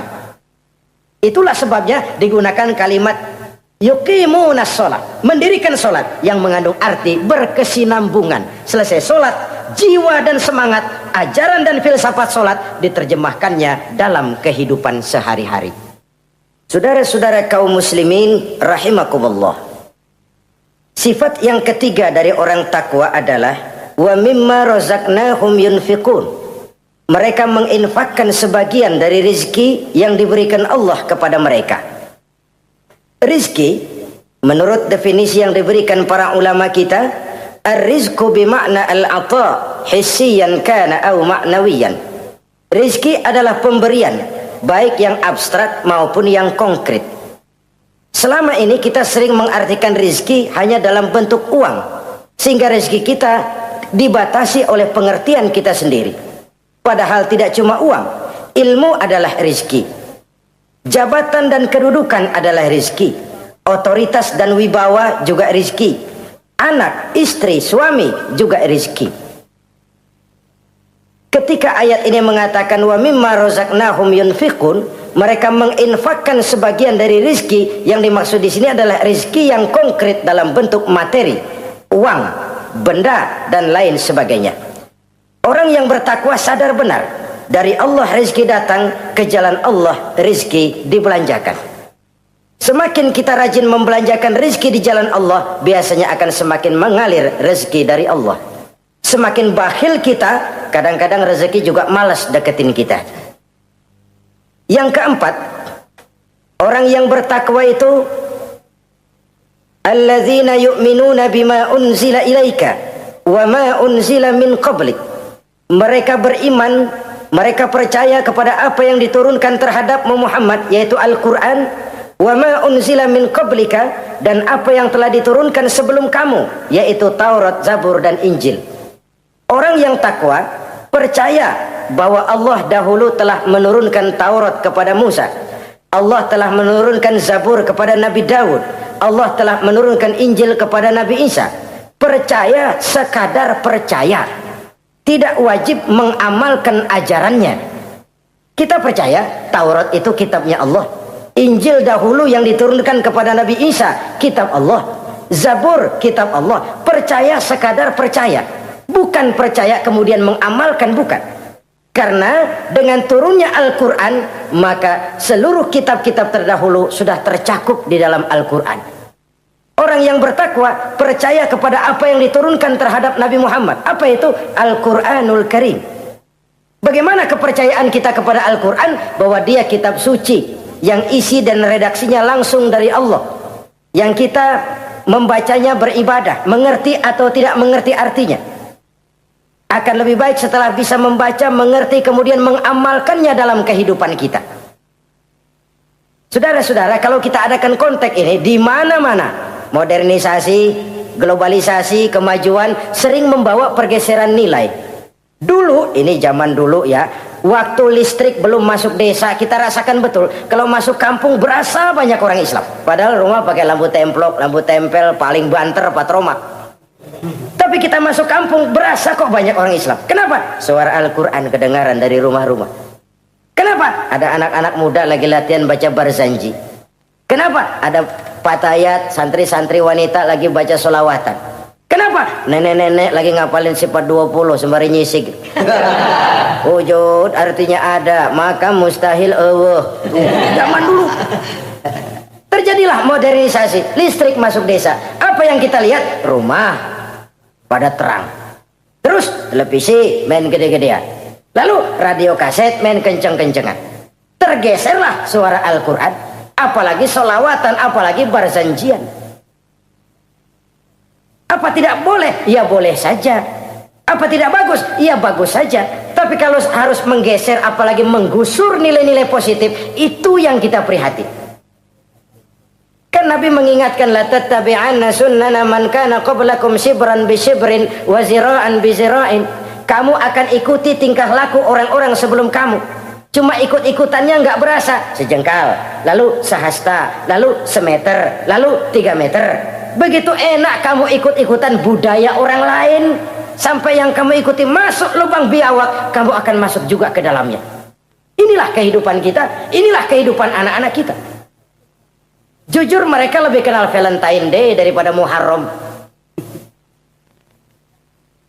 Anak-anak kita, anak-anak muslim, kalau kita menghitung Muharram sampai Zulhijjah nggak hafal. Kalau Januari sampai Desember, anak-anak kita bangun tidur hafal. Muharram sampai Zulhijjah, jangan anaknya, bapaknya keder. Kita hanyut oleh budaya-budaya yang, ya bukan saya katakan bukan tidak baik, tapi kalau harus menggeser, apalagi menggusur yang ada kaitannya dengan nilai agama, ini kan ironi. Ikut-ikutan kita sejengkal, semeter, sampai yang diikutin masuk lubang biawak, udah kadang asik ikut, ya ikut juga nyemplung ke dalamnya. Orang sering katakan mula-mula dari nama dulu nih yang kagak begitu kelihatan pengaruhnya. Mula-mula malu pakai nama yang berbau Quran, malu pakai nama yang berbau Islam. Dari nama nanti dia pindah ke pakaian, dari pakaian dia pindah ke pergaulan. Kalau sudah pindah ke pergaulan, dikhawatirkan pindah agama pun nggak terasa. Wah, semua agama sama, semua agama bagus. Lalu bagaimana? Bagaimana musimnya aja. Ironi, menyedihkan, memilukan, bahkan memalukan. Yang tidak boleh kan fanatik kepada guru, yang tidak boleh kan fanatik kepada suku. Kalau kepada agama, fanatik itu wajib, dalam arti bukan sempit, berpegang teguh kepada agama. Satu sikap yang wajar, bahwa penganut suatu agama menganggap cuma agamanya yang benar. Itu sikap setiap penganut agama. Orang Kristen begitu, orang Hindu begitu, orang Buddha begitu. Kenapa kalau orang Islam begitu lalu dianggap ekstrim? Sebagai Muslim saya yakin cuma Islam yang benar. Kristen juga akan bilang begitu. Kristen yang benar, Buddha juga akan bilang begitu. Ini fanatisme, dan wajar penganut suatu agama menganggap cuma agamanya yang benar. Yang lain juga bersikap begitu. Tapi kalau Islam saja yang bilang ekstrim katanya. Dunia internasional sendiri kadang-kadang kalau sudah ekstremis, teroris, kok cepat sekali alamatnya ke Islam. Saudara-saudara kaum muslimin rahimakumullah, saya kembali kepada soal kita. Begitu enak kamu ikut-ikutan, yang kamu ikuti masuk ke lubang biawak, kamu akan ikut juga masuk ke dalamnya. Maka hati-hati bergaul, maka hati-hati memilih teman, maka baik teman pergaulan, lebih-lebih teman hidup. Karena orang sering bilang cinta itu love is blind katanya ya. Cinta itu kotok, cinta itu buta, cinta itu lamur, nggak bisa bedain coklat, nggak bisa bedain yang lain-lain. Orang sering kehilangan pertimbangan. Demi cinta akidah terjual, demi cinta akidah tergadai. Tidak ada kemalangan yang paling malang kecuali kalau kita harus berpisah dengan akidah. Sebab itu modal dasar. Nah, orang yang bertakwa dia beriman kepada Al-Quran. Beriman kepada Quran artinya apa? Menjadikan Quran sebagai imam dan dia sebagai makmum. Konsekuensinya makmum harus ikut imam.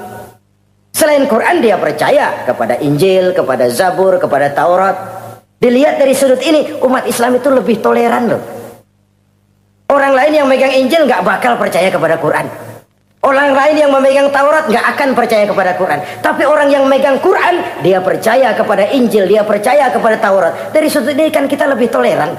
Allah dahulu menurunkan Injil kepada Isa. Yang Injil itu yang kita percaya. Yang Allah turunkan kepada Isa. Yang Allah turunkan Taurat kepada Musa. Bukan yang telah terkena intervensi dan investasi manusiawi.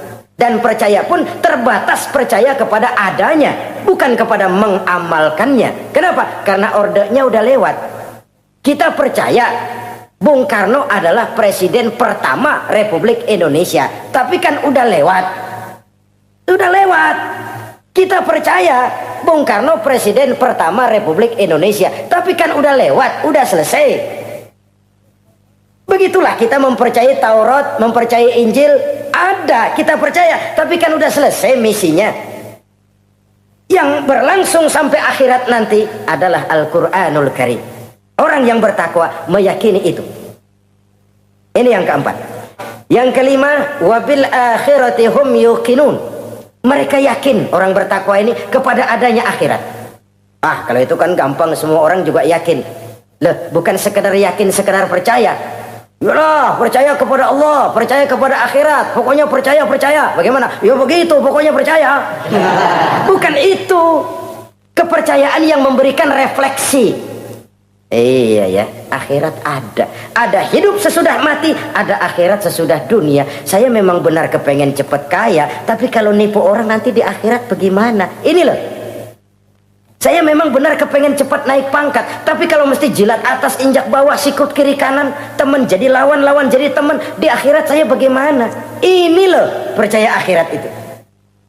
Saya memang benar kepengen cepat kaya, tapi kalau makan renten nanti di akhirat bagaimana? Kepercayaan yang mewarnai gerak kehidupan. Kalau percaya sekedar percaya, yang buta campur budak juga percaya akhirat ada.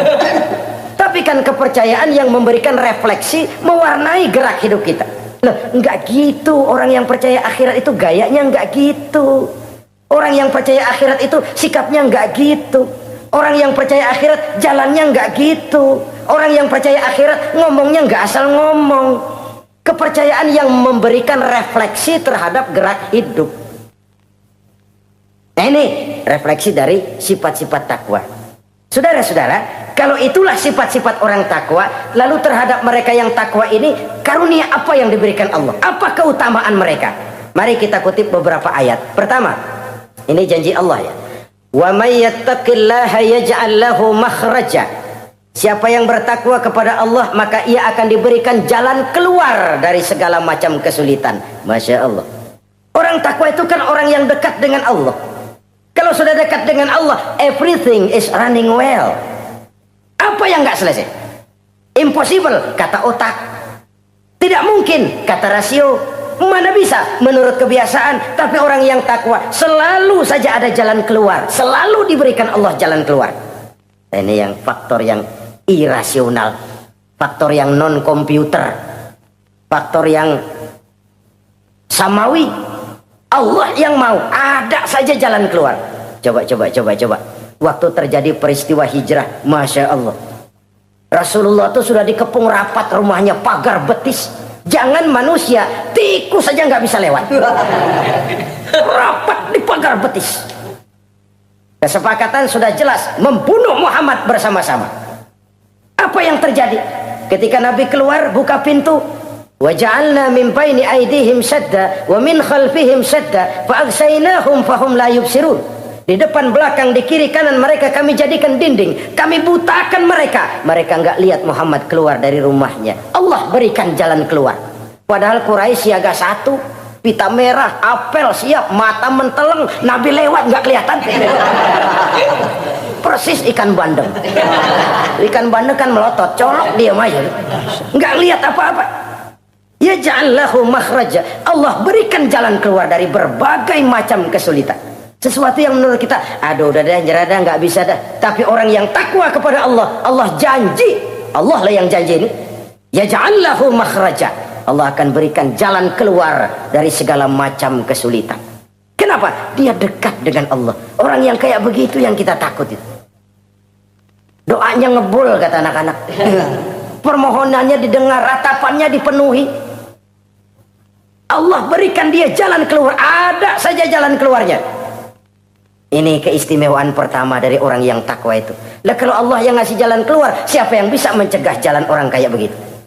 Di pagar betis lolos, di Goa Sur Quraisy sampai ke Goa Sur mencari Nabi. Kalau mereka nengok aja kelihatan. Apa yang terjadi? Dilalah, dadakan. Burung bertelur di bibir goa, laba-laba bikin sarang di bibir goa.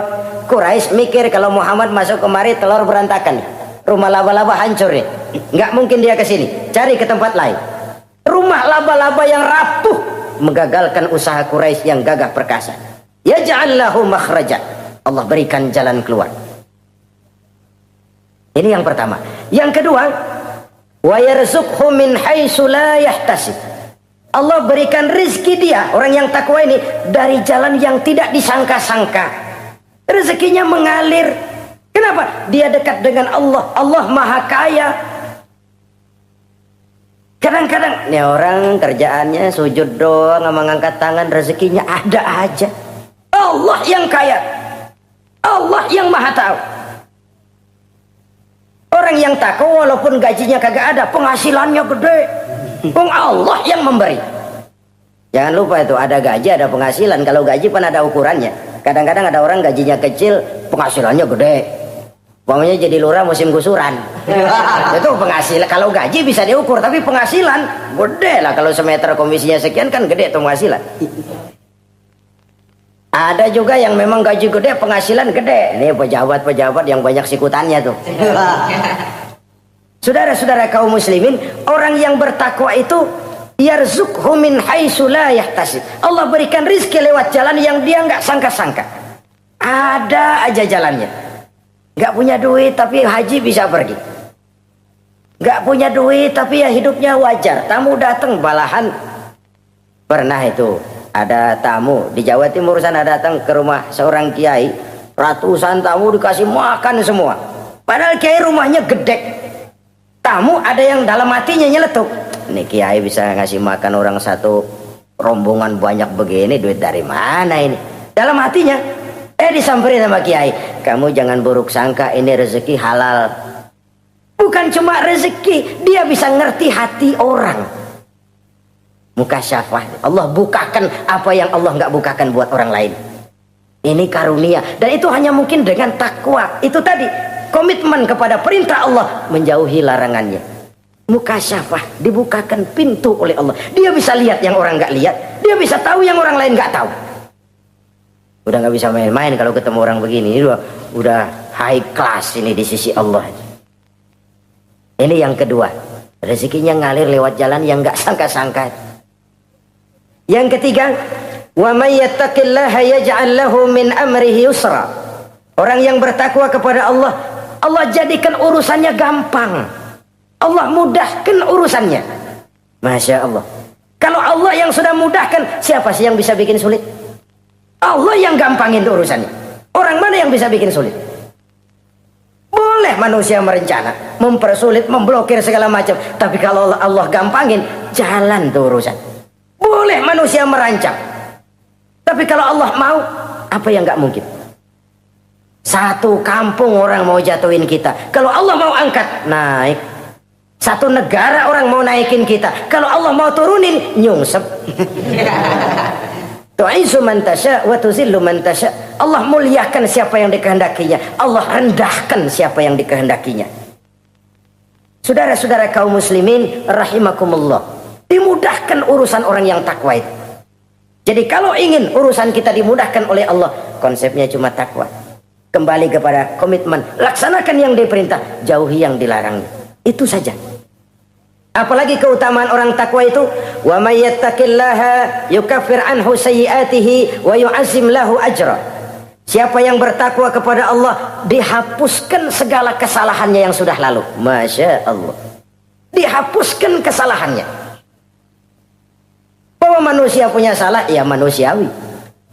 Tapi ada hadis menyatakan, ikuti perbuatan salahmu dengan kebaikan. Niscaya kebaikan itu akan menghapus kesalahan kamu. Kalau dulu kita makan harta orang dengan zalim, kita nggak sempat minta maaf tuh orang udah mati. Bagaimana caranya? Perbanyak sedekah. Mudah-mudahan sedekah ini menutupi kesalahan kita yang lalu memakan harta orang dengan cara yang zalim.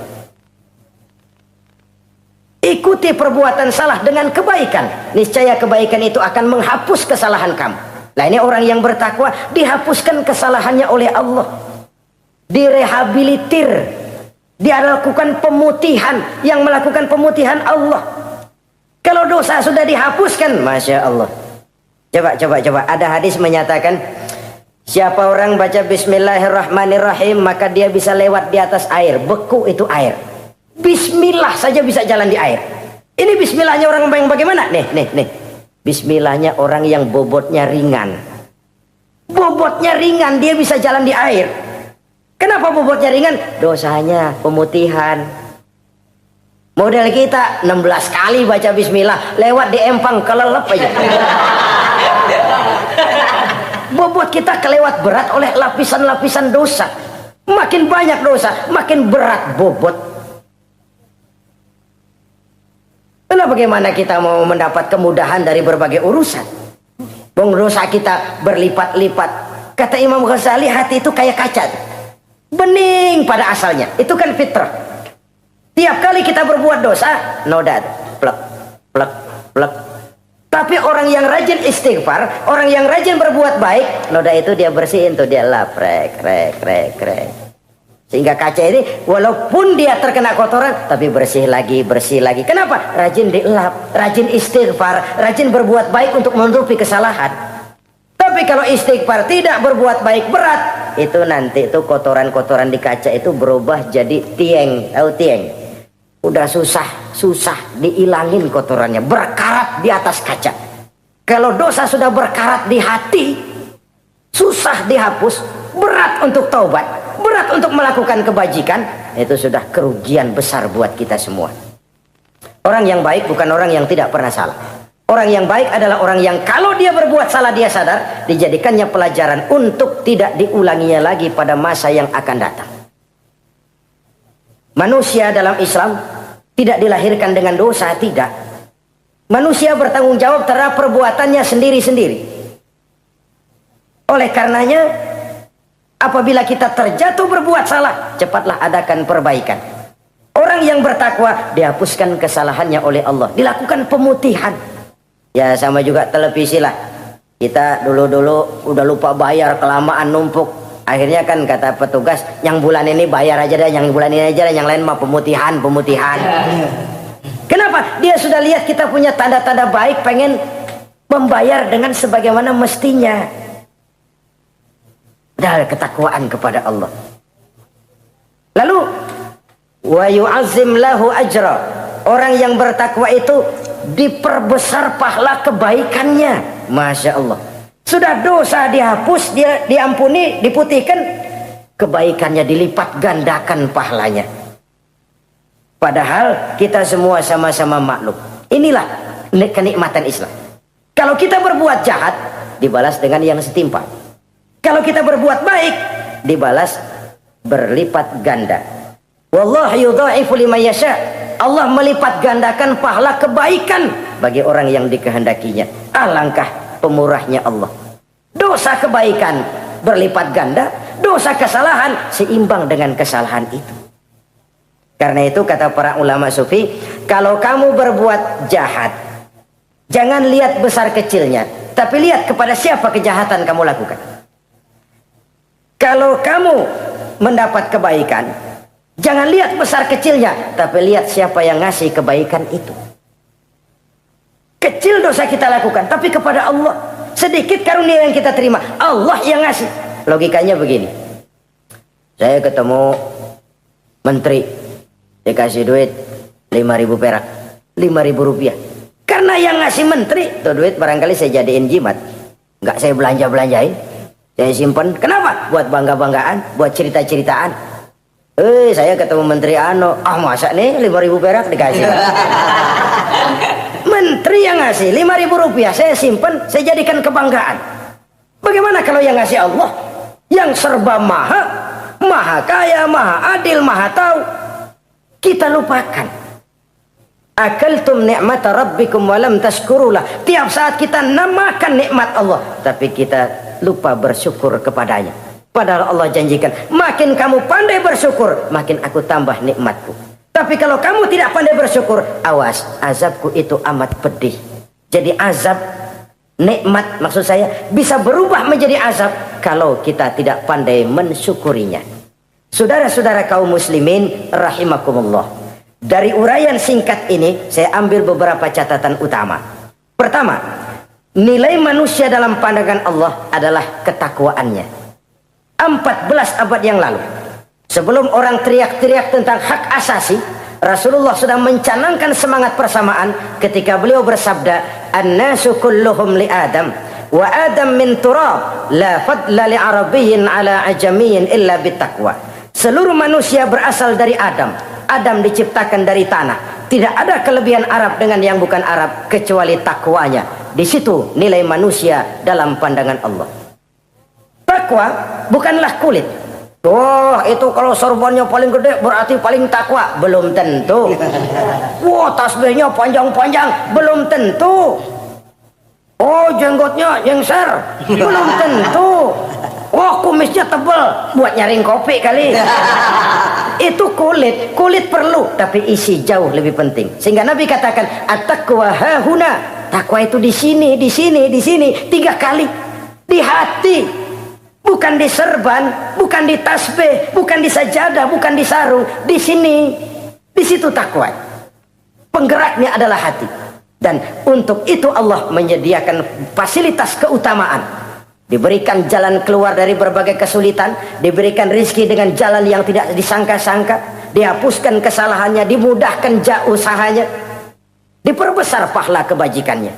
Karena itu, untuk mengejar posisi di hadapan Allah, tidak lain adalah takwa. Allah tidak bedakan manusia dari keturunannya, warna kulitnya, tapi dari ketakwaannya kepada Allah. Orang yang takwa disebut muttaqin, dan itulah nilai tertinggi manusia di hadapan Allah Subhanahu wa taala.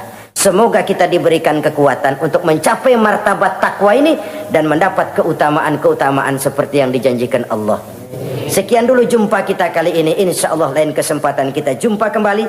Terima kasih atas segala perhatian.